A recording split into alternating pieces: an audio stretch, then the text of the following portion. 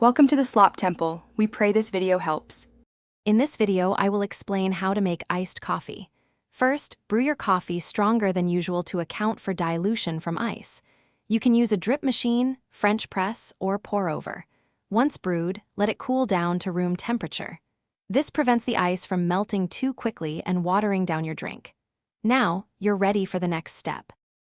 For a smoother, less acidic option, try cold brew. Mix 1 part coarse coffee grounds with 4 parts cold water in a jar. Let it steep in the refrigerator for at least 12 hours or up to 24 hours for a stronger concentrate. Afterward, strain the mixture through a fine mesh sieve or cheesecloth. You'll get a rich concentrate that's perfect for iced coffee. Now for the fun part, customizing your iced coffee.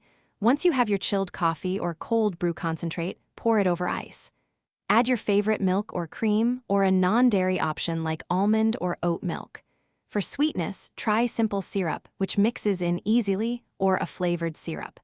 A dash of cinnamon or vanilla extract can also elevate the flavor.